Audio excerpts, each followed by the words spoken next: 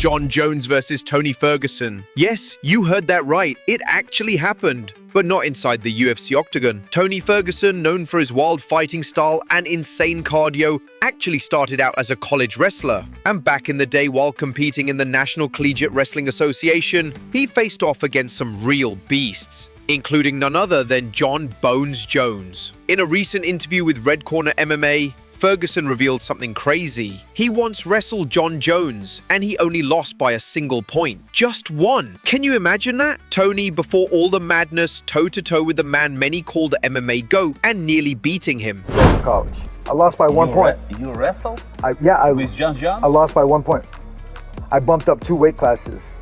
Wow. And I because our 184 pounder got hurt. And I won nationals at 165.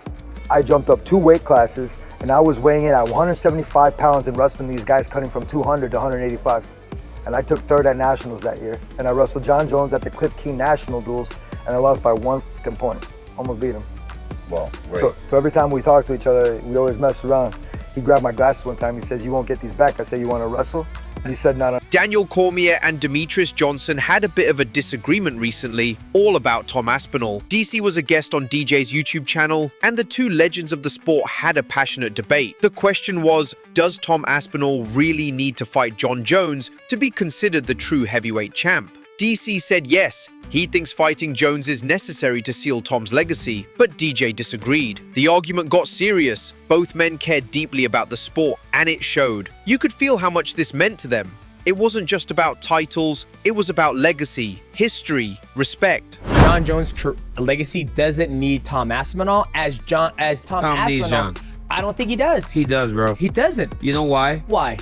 And I'm only telling you this from a guy that lived in that world, right? Yeah, you lived in that division. I also never beat him. Yeah. And I had, no matter what I did going forward, it was always that, well, he never beat Jon Jones. Tom Aspinall is going to get that belt, and there's going to be a gap, right? That lineal championship breaks. That line breaks. When Tom goes from interim to champion. Because Jon never gave him the opportunity to fight him. But either did Francis never gave Jon Jones opportunity to fight him. Francis was going to give Jon an opportunity. Jon wasn't ready to take it at the time. Exactly. Right? So there you have that same type of thing. So it keeps breaking. Francis left. Made a boatload of money. So in retrospect, Francis probably made the right decision because he got paid so much money to box. Exactly. But Jon not fighting Tom messes with the the line of succession, the balance of the world. It's like the Avengers. The Infinity Stones going back. He needed to fight him. I wish he would have fought him but I think he's not fighting him for one reason and one reason only. He doesn't want to put the Alex Pereira is a monster. Fans already knew he was big, but now he's just blown everyone's minds. In a recent video he posted on Instagram, Pereira stepped on the scale. And guess what? He weighed in at 110 kilograms. That's more than 243 pounds. And the crazy part? He still looked insanely lean. No puffiness, no bloat, just pure muscle. Poatan is walking around like a tank outside a fight camp, and it's honestly scary how he carries that size. Ficando pouquinho forte, né? Pô, não tem jeito. Vamos ver aqui, ó. A hora da verdade agora, hein? Quanto? Vem aqui, Cauê. Cedo. Dá pra ganhar um pezinho, não? Belal Muhammad had something to say to Dustin Poirier ahead of his UFC 318 rematch with Max Holloway. Speaking from experience and with real care in his voice, Belal urged Dustin to stay calm. Don't fight with your emotions, he warned. Don't dive for the guillotine. Instead, Belal encouraged him to trust his sharp boxing and low kicks, to fight smart, not wild. It wasn't just advice, it felt like a friend talking to a friend, hoping he makes the right choices when it matters most. Relax fight. You can't get emotional in there. You can't just want to make it a firefight. I know that's what you want. Don't jump the ghillie. You don't want to be on bottom. Regardless, I feel like you'll still get back up, but I think this is all going to be taking place on the feet. You got to get in the pocket. You got to get Max Holloway going backwards. Use those low kicks, kind of like how Volkanovski did against him. Start tearing down that leg. He really doesn't check the kicks. Get him going backwards, get him going against the fence.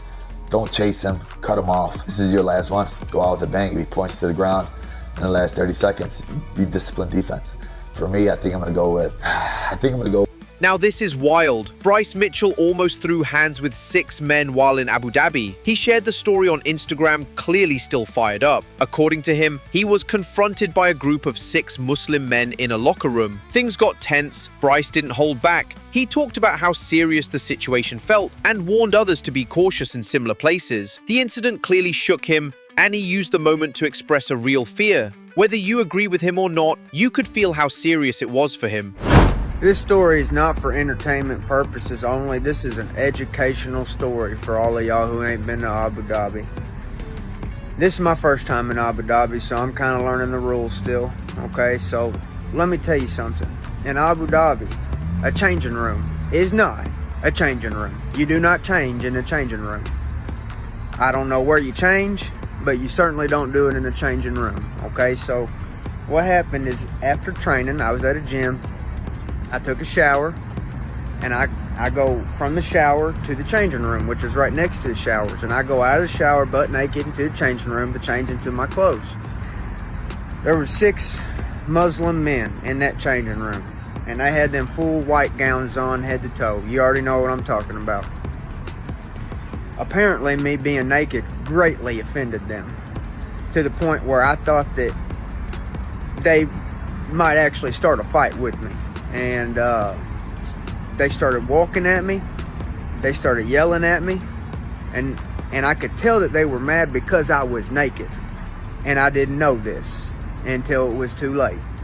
So I got these 6 dudes about to fight me, 6 on 1, okay? And I'm trying to tell them, hey, I'm sorry. You know, they got all their white gowns on, and I start thinking, well, my Lord, I think all of my years of gi training are about to pay off, because I'm about to be grabbing these dudes by their gowns and just fighting, brother, because that's the only thing I can do is just pull that towel over their head and start swinging. So I'm not feeling very confident at this moment, and I got these 6 dudes yelling at me, walking at me, telling me leave, leave, leave. And then, thank the Lord, TJ Brown comes in. He says, hey Bryce, you all right, brother? And that was the happiest I've ever been to see TJ Brown in my life.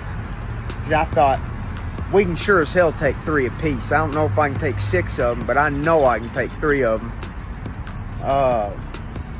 I proceeded to tell them I'm sorry over and over. And then they finally let me get dressed. And brother, let me tell you, I have never put on my blue jeans and my boots quicker in my life than I did that day. And then I got the heck out of that locker room and I learned my lesson. So let me tell y'all, if you're in Abu Dhabi, do not get naked in front of none of these dudes. In the changing room, it don't matter where you're at. I'm just telling you. Because I ain't going to be happy. You might get into a fight. And I just want to share that with y'all because you might find it funny. But at the time, it was not funny. It scared the hell out of me. And now, the Notorious is back. After nearly 5 years away, some people thought we'd never see Conor McGregor in the octagon again. But things just took a huge turn. David Feldman, president of Bare Knuckle FC and a close friend of Conor, went on the Aerial X show and dropped a bomb. Conor McGregor has officially re-entered the UFC's testing pool. That means he's serious. This isn't just talk, he's gearing up for a return. Feldman said it straight, this comeback is 100% real. Conor's not just teasing, he's getting ready. The world better pay attention. He said, I'm in the testing pool. He said, I'm getting ready to make my comeback. I'm going to fight on that big card. And then I'm gonna have another fight, and then we can talk. Oh wow! Oh wow! What about Conor? Because he and Mike had a little face-to-face there, and he said, "You'll dance for me, and then we'll see if you'll." It was tremendous. Look at this scene right here. This is great stuff. I mean, the birthday boy, Conor McGregor. What a week he's had. What do you make of this? Is this possible? Is this a real thing? I mean, look, he's got 2 fights left on his contract, and you know he's got to get right, and you know the whole world's waiting. Is he going to get in shape and fight? And he told me in person, he whispered in my ear, he said, I'm in the testing pool He said, I'm getting ready to make my comeback. I'm going to fight on that big card, and then I'm gonna have another fight, and then we can talk. Oh wow. The big one being the White House card.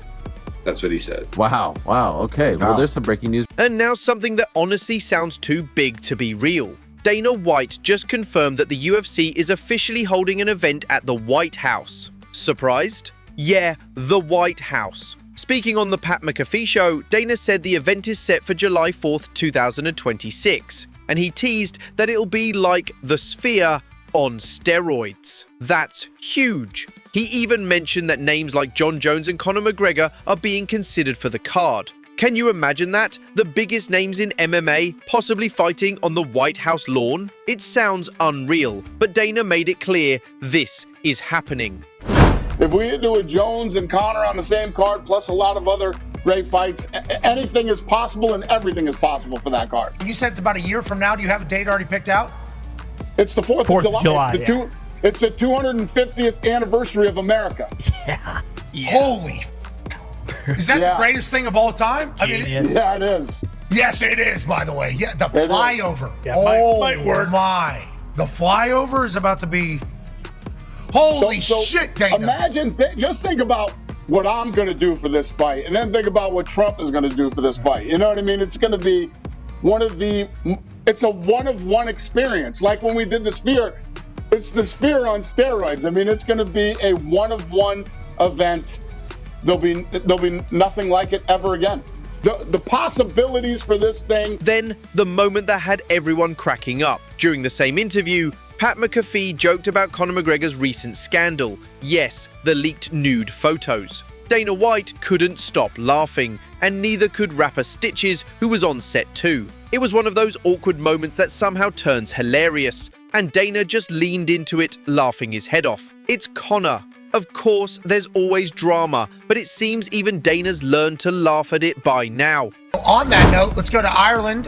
We saw a lot of a guy, but obviously he is massive in the fight world. Go ahead, Connor. Yeah, Dana, then the other question would be McGregor. You know, Jon Jones and Conor McGregor on the same card would be, historic, the biggest of all time, it feels like. Is that another thing that might be in the works as well? Because I saw a lot of him talking about it too. Yeah, and a lot of him in general.